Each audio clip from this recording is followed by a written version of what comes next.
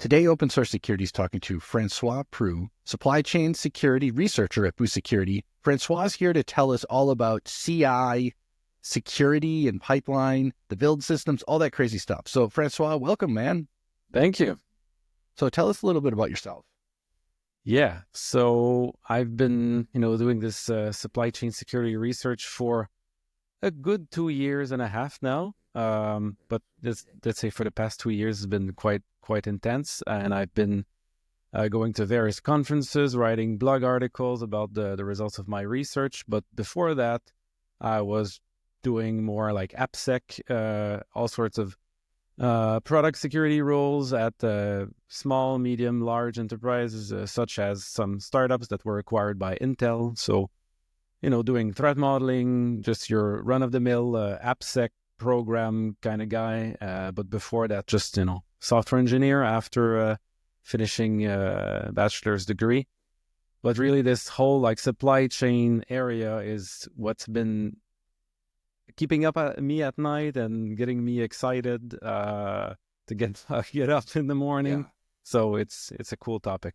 Yeah, for sure. And you reached out to me specifically with CI and build infrastructure in mind, which I think is a great topic because it is without question one of the weakest links, I think, in the chain, supply chain, haha, pun intended. And it is infinitely interesting and really hard. So tell us about that. Like, what does that mean? When we talk about like CI and build pipelines and all of this, what do you see when that word is used? Yeah. I always like when I think about it and I tell people, I explain, I always have the SALSA, SLSA model in mind. So kind of a very nice, simple diagram. That's the supply chain levels for software artifacts, acronym. Out of Linux Foundation, OpenSSF, and all those guys. A lot of Google people contributed to this SALSA framework. I think you were somewhat close to those guys at some point, maybe. I hang out with them, we'll say, sometimes. So when I'm not complaining about their work, that is.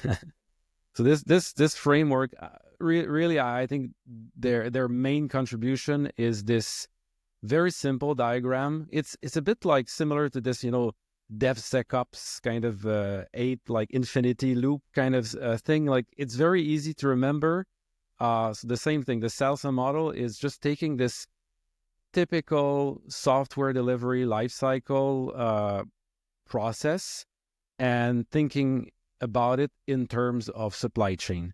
So on the left side, you have someone writing code, typically on their laptop, using Git, pushing some code to typically something like GitHub. And most likely there will be some pull requests to allow other contributors to do some code review. And then almost always in any kind of modern best practice shop, there would be some kind of CI that would automatically trigger by the mere fact of pushing new code to a pull request. And this CI, however complex it may be, often it's even part of the source code itself, this whole like Jenkins file kind of madness, if I want to call it, like when they started with the idea of putting the CI definition straight in the same repo. And that was before branch protection came in. So like, back then it was kind of insane. But thankfully over time, this evolved to do it in a way that can be secure, but then you go down the supply chain, and as a CI gets triggered, it runs tests and eventually maybe packages some kind of artifact, which gets pushed to a registry, and eventually someone consumes it. In the SALSA model, they call the consumer on the right-hand side, which could be anything from a Kubernetes cluster pulling a Docker image, running it as a pod, or it could be some binary artifact that gets uploaded to the app store, whatever it may be. But the interesting part, and where it gets, kind of a recursive, infinite kind of problem, is when you consider all the dependencies that come into play, typically at build time, where you pull all those NPM, PyPy, and whatnot, and not only in some cases they get they get bundled into this package. But also there are other artifacts that get pulled at CI time that are just for running tests, just for running all sorts of, machinery. And that's other dependencies that people don't think as much, like it's typically not part of your SBOM. So that's, what some people might talk like about a MBOM, like manufacturing BOM, which the SPDX format, CycloneDX, they talk about it, but basically there's no tool that covers that. So that's an area that I'm very passionate about, is any kind of vulnerabilities that happen when the CI runs, because that's really the critical point where everything comes all at once. And after that, hopefully you sign it with SigStore and whatnot. And then downstream, you just need to validate the signature, quote unquote, to be sure that really what you're using came from the right place, and you trust that, the people that ran it did it well. But obviously, like signature and whatnot is a whole other topic. For sure. Okay. This is exactly why I wanted you to come here. I feel like when we talk about supply chain security, there's a lot of focus on what's happening during development and the things developers are using. And there's a lot of focus on the artifact I am downloading from somewhere, and then I'll scan that and look at that. But you mentioned during the build, we're downloading things to run tests. We might be downloading things like a compiler that's part of our build. And I feel like we almost never talk about that stuff. And ironically, if you look at most of these successful supply chain attacks over the last probably 15 years, most of them are the build system. Yeah. Which kind of boggles my mind that it's like, this is the place that we keep seeing attacks, yet it is the most ignored, I think. Yeah, that I absolutely. Well, not to mention that, like, we're gonna, the elephant in the room, SolarWinds. What was that? That was exactly it. You go back just a couple of weeks ago, Kong, Kubernetes Ingress Controller, was compromised. That's, it, and if they did the whole forensics, I'm very familiar with that. And it was directly in the CI that the actual compromise happened.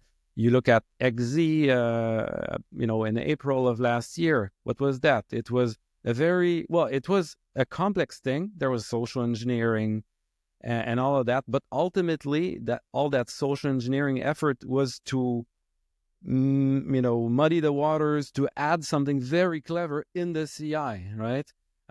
So in my mind, there is so much. It's Pandora's box. Like if you just start to look at it, you're like, I cannot. Like it's too late. Like it's so complex. There's so many problems. It's infinite. So yeah, that's what is very interesting to me for my research. For sure. Okay, so we set the stage. We'll assume everyone knows, and if you don't know, just go look. You'll figure it out. So what do we do? I mean, it feels like, so this is important. It feels like we've got all this attention on either side of the build system. So where do we start? How do we roll this rock down the hill? So I would say when I started looking at all that, I kind of did literature review of the state of the art in this respect, like the CI kind of vulnerabilities, circa 2020 or so, 2021, and there was a bunch of articles around that time about so-called pwn requests. If you remember back then, maybe you read about that. So pwn request is kind of the kind of clever pun on taking a pull request and using it to your own advantage to own the artifact that is, and the source code and eventually the artifact that's produced using what's in the pull request. So ultimately, if you kind of distill this attack tree, like the attack scenario, it's you have typically like an open source project that has a public GitHub repo. It's using GitHub Actions because GitHub Actions comes for free for any public repo on GitHub. So it's very, very popular. It's very powerful. I mean, it's a great tool, but with great power comes great responsibility. There's a lot of interesting gotchas, and if you look at their documentation, they do point out some kind of risky things, more dangerous things, especially around pull requests, because that's, in terms of threat modeling, that's basically accepting external contribution, right? It's like someone fork your repo, they open a PR on your upstream, and then you trigger code. Let's say run tests. What are tests? If only running, it's arbitrary code execution by design, right? Like someone gives you new tests, you run them automatically, you run their code.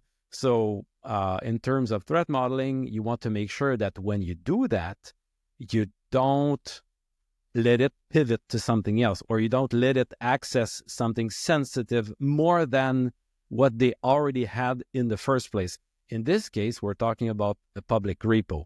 So the source code is not intellectual property to protect, like in the traditional sense, where it would be a corporate secret, right? Like a private repo, you would even want to protect the actual source code. But when we're compromising the CI in that case, what we can do is, what our goal typically is going to compromise the downstream artifacts or the source code itself, or anything that can be accessed via the CI. So in some cases, you might deploy, like the CI/CD. If we go back to that, deployment, continuous deployment, there might be credentials to deploy to AWS, Google Cloud, and whatnot. Push Docker containers to Docker Hub. So all those secrets, those credentials, that's really typically what attackers are after, so that then they can compromise the rest. And yeah, there's all sorts of interesting vulnerabilities, but ultimately, at its core, it's remote code execution. Once you find a way to achieve remote code execution, then you pivot or get the secrets. For sure. Right. And so you said something a little while ago that GitHub has documentation about like the dangers of pull request. And like one of my complaints in this space is no one reads that documentation, right? People just find the GitHub runner that does the thing they need, or the GitHub action or whatever, and they use it. And that's it. Like we don't go past that. And so I would like to see GitHub put some effort into making more security by default in this space, but they haven't. So if I am a person listening and I'm using GitHub Actions and GitHub runners and various things, like what are some things I can do right now that can make my security or my paranoia maybe a little better in this context? Yeah, absolutely. I totally agree with you. GitHub can and in my view should do more. Interestingly enough, their security defaults for GitHub Actions have evolved over time. So the defaults are different depending on the date you created your GitHub organization. Yeah. So basically, if you've created your GitHub organization before, I'm not exactly sure. I have to look it up, but sometime in the year 2022 or even 2021, anything before that, you inherit, you're frozen in time with the security defaults of before that, right? So after that, if you created, you get more sane security defaults that are, let's say, harder to get in trouble with, but there are still plenty of problems. But effectively, if you go in your GitHub organization settings, you find the GitHub Actions security settings, there will be a bunch of checkboxes and radio buttons. And I would say those that are most important, it's the default permission given to the GitHub token. The GitHub token is a ephemeral token that's generated automatically by GitHub Actions and injected at runtime when the CI runs. And the default permissions of that GitHub token vary based on when you created your org or the repo. And if it's been created a while ago, it will be full read write. So literally, it can write any branch that doesn't have branch protection, mind you. So it can open pull requests, it can approve pull requests, it can merge them if it has right to the correct branch. It can do all sorts of things that normally an external contributor that's just, forking a repo, opening a PR should not do. Like, they don't have this level of access. So that's the first thing to do for people, is go there and increase their security defaults to the new best practice. But when people have a lot of existing stuff in place, doing that might break the CI. So of course, you don't do that without looking at what you have in place. And, whenever I do bug bounty responsible disclosure, a lot of times my recommendation is like, go and do that. And I observe that despite telling them that's the first thing, in many cases they don't, because they have thousands of repos, and that would require potentially modifying thousands of workflows. So the next thing is, auditing your stuff. And there are tools out there, shameless plug. I wrote an open source tool, SAST scanner, that's exactly for that. It supports looking for vulnerabilities in GitHub Actions, Azure DevOps, GitHub Action, Azure DevOps pipeline, as well as GitLab pipelines, I think, at the moment. And it's going to find those low-hanging fruits, like easy to exploit vulnerabilities. Then, as researcher, there are more complex scenarios that this kind of tool would not find, and the list goes on. For sure. And I'll put a link in the show notes to your tool, because that sounds pretty cool. So, okay, the answer I heard is that you can go into GitHub and change some settings, but that's really hard and will probably break things. And you can run some tooling, which will catch the easy stuff, which is good, and we should all do that, 100%, right? I know as a security person, I have committed countless sins in the past of saying, oh, this tool doesn't catch all of the things possible, so it must be a crappy tool. And it's like, no. That's a terrible attitude, and, shame on me for doing that. But, right, catch easy stuff, for sure. But then it sounds like a lot of this is hard work, and it's difficult, and it's something that you have to, I guess, understand what's going on, which there isn't a good answer for that, unfortunately, right? Yeah, no, that's a pretty complex topic. I know I got into it about 2 years ago, as I said, and I still learn new tricks every couple of weeks.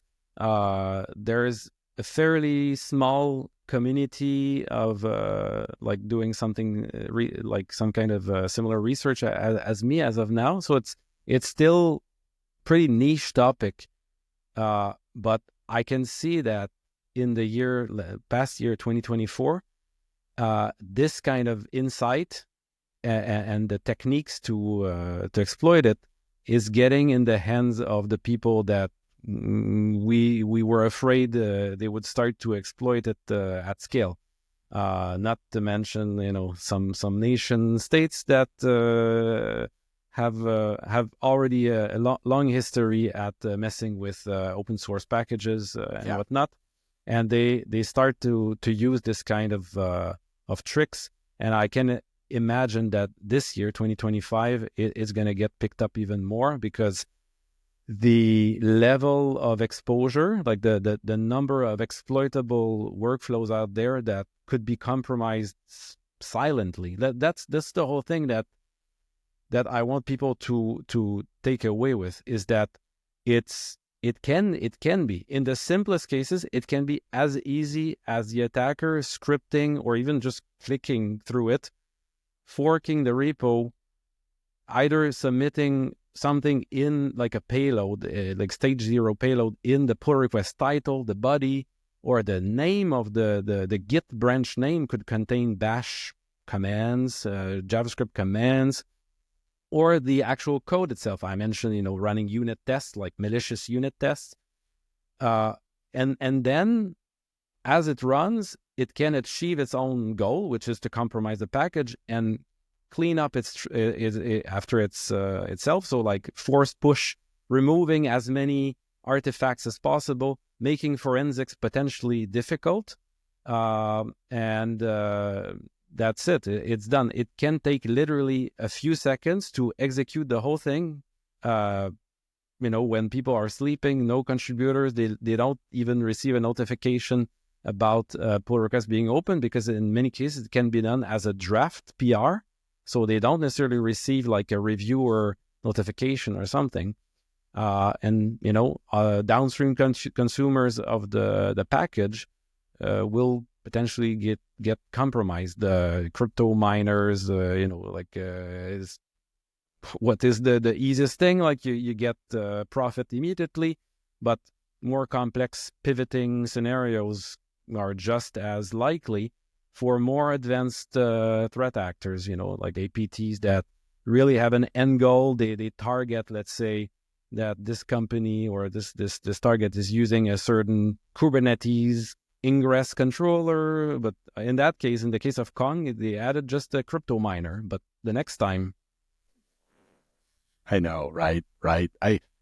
Crypto mining, like getting hacked in any way is bad, but I often feel like, oh, thank goodness it's only a crypto miner, which is, of course, ridiculous. But okay, Francois. So now that you've scared the bejesus out of us, you did give us some things to do. How can people keep track of what you're up to so that they can maybe pay attention and learn some new things as you traverse this, we'll say, landscape of broken glass and nails? Mm-hmm. So we have a blog where I typically post the results of our research. So it's the Boost Security blog. You can just Google it. We have a number of open source projects. I named one of them. It's actually called Poutine. It is our static code analysis scanner specialized in finding vulnerabilities in build pipelines. We also have the Living Off the Pipeline project that I think is pretty cool. So we came up with that term, like living off the pipeline, very similar to living off the land concept in general, but same idea applied to the build pipeline, where any like compilers, linters, test tools, anything that is typically found in CI environments, a lot of them have foot guns. Like, basically, if you look at the documentation of, let's say, I'll name one. It's got a Gumplate. It's a template rendering engine written in Golang. It's a CLI tool that you run typically to format, render your markdown into HTML pages, for instance, right? The people use it to generate GitHub pages. And if you look at the documentation, you can add extra configuration, extra script with a .gumplate YAML file in the current working directory where you run the CLI. And, if it's running in your CI, arbitrary code execution as you render the template. And if you have the tokens to push to the documentation or others, so that I've seen this example, the Gumplate compromise, like living off the pipeline compromise. I found it on hundreds of Terraform modules repos.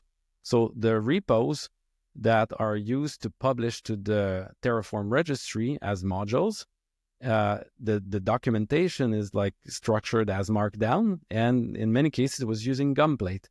And I could compromise like the top 5 most popular Terraform modules with this kind of technique. So I reported it, obviously, but it's still out there, this kind of problem. That's wild. I mean, I love that term, though, living off the pipeline. That's so good.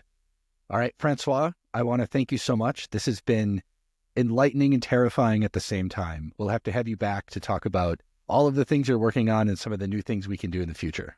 Thank you.